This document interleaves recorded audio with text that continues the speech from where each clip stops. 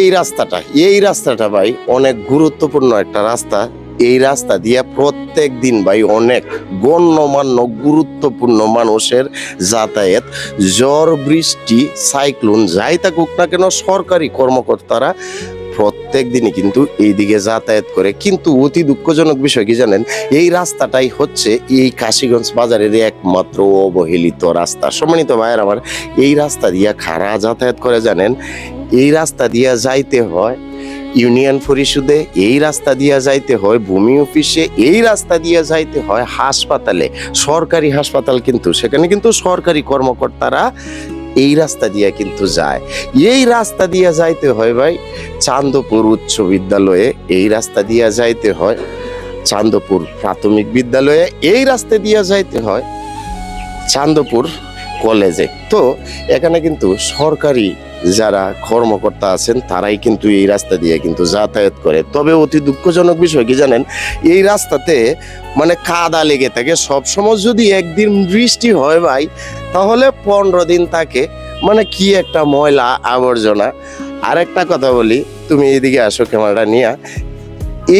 এই যে রাস্তাটা দেখতেছেন খুব বেশি বড় না, কিন্তু এরপরেও কিন্তু শত শত অটো রিক্সা কিন্তু এখানে ভিড় করে।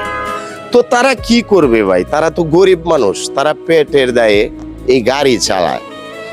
আর বাংলাদেশে তো চাকরি পাওয়া খুবই কঠিন। তারা গরিব মানুষ, যদি তাদেরকে একটা ব্যবস্থা করে দিত তাহলে কিন্তু তারা সেই জায়গাতে চলে যেত। তবে অসংখ্য ধন্যবাদ বিএনপির কিছু নেতাকর্মী, তাদের মোটামুটি একটা শৃঙ্খলাবদ্ধ করছে, একটা লোক এখানে নিয়োজিত করছে, সে সব সময় দেখভাল করে যাতে করে এই রাস্তাতে জাম না লেগে যায়।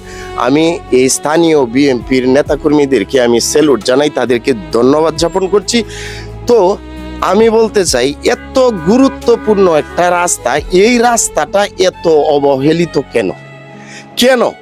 এইদিকে তো কলেজের যে প্রফেসর যারা আছে তারা যাতায়াত করতেছে, যারা ভূমি অফিসে কর্মকর্তা তারা যাতায়াত করতেছে, হাসপাতালের কর্মকর্তা তারা যাতায়াত করতেছে।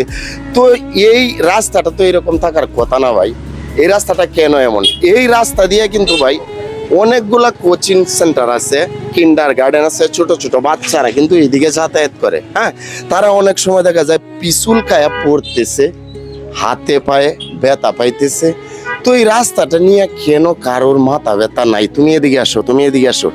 তো আমি আজকে এই ভিডিওর মাধ্যমে সকলের প্রতি অনুরোধ রাখলাম, যারা যারা এই রাস্তাটার সংস্কার আপনারা করতে পারেন। আমি জানি না, আমি মূর্খ সূর্খ মানুষ, আপনারা কারা, আপনাদের প্রতি বিনীত অনুরোধ, এই রাস্তাটার দিকে আপনারা একটু নজর দিবেন।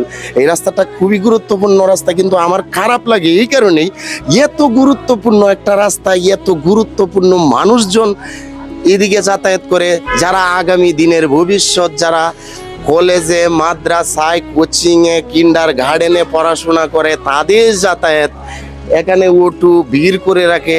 অনেক রুগী অনেক সময় থাকে, অনেক সময় দেখা যায় ইমার্জেন্সি একটা রুগীকে নিয়ে হাসপাতালে ভর্তি করতে হবে, এখানে আধা ঘন্টা জ্যামে পড়তে হয়। আধা ঘন্টা জ্যামে কিন্তু ভাই পড়তে হয় এই রাস্তাটার মাঝে।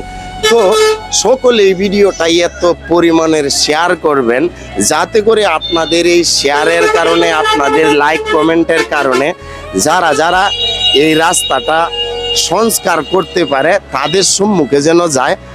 সকলের প্রতি বিনীত অনুরোধ রইল। এই যে আমার একটা ভাই আছে, আমি জিজ্ঞেস করবো, সত্য বল ভাই, এই রাস্তাটাতে যে জ্যাম লাইগা থাকে, এটা কি ভালো লাগার বিষয় না?